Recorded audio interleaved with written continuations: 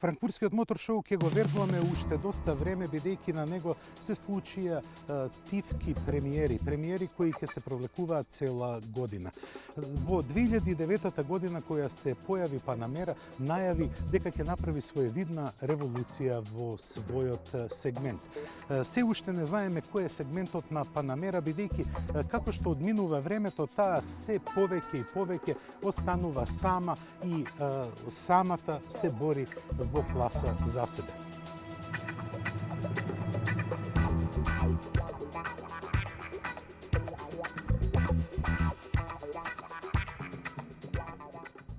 Како што најавив на почетокот на емисијата денеска, се наоѓаме на тест возење на Панамера спорт туризма. Овој автомобил не е ниту поголем, ниту поширок од останатите Панамери, но трикот се крие токму во овој дел на автомобилот. Тоа е нешто повисок и визуелно делува како да е караван. Поради тој атрибут, Панамера има и поголема простор во багажникот, некои си 20 литри повеќе и се разбира околу 100 килограми повеќе тежина, бидејќи овој автомобил е хибрид, и тоа плаг-ин хибрид. Батериите се доволни да произведат сила за да се поминат 50 километри само на струја и да се има извонредна перформанса.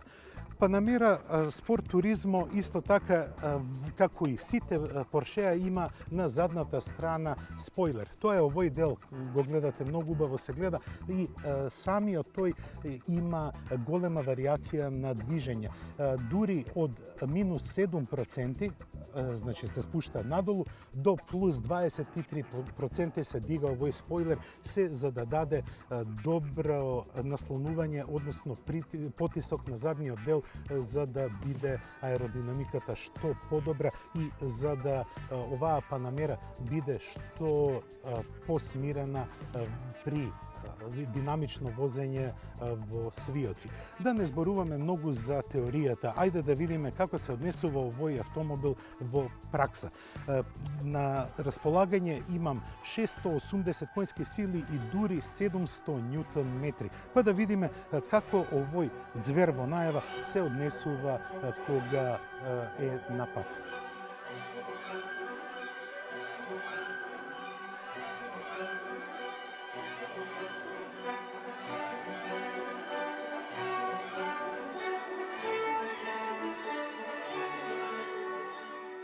Кога зборуваме за Панамера Гран Туризмо, не може да зборуваме само за имидж и за дизајн, туку и за технологија.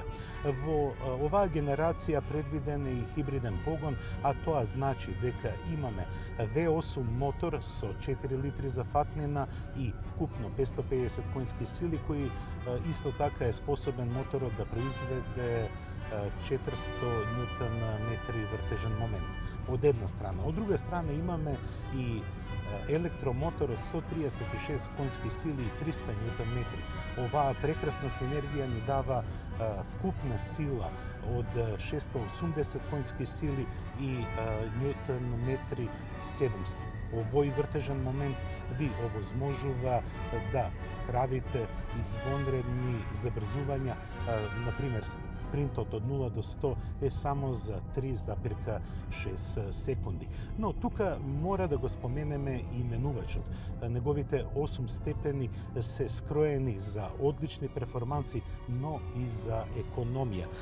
Во принцип, овој ПДК менувач има 6 брзини, но со овердрайв и се додаваат уште 2 брзини, кои даваат уште поголема економичност. Во првиот дел од возењето, каде што поминав негде околу 240 км, забележав просечна потрошувачка од 11,8 литри со брутално возење. А тоа возење може да изгледа вака. Само ја стискате педалата за забрзување и веќе ја чувствувате онаа трансформација на автомобилот која се случува заедно со силата. За жал, како што може да чуете, овој звук не не е дораснат на расен спортски автомобил. Но Панамера Гран Туризмо не е расен спортски автомобил. Ова е направена лимузина за да уживате во секој изминат километар, а кога сакате да имате поголема перформанса, тогаш ви дозволува. И затоа сите оние 680 конски сили кои ги пренесува на тркалата како да го корнат асфалтот, но за жал, ќе повторам, не може да се чуе оној резонантен звук или пак она тенорско пиштење на моторот кое е типично за спортските автомобили.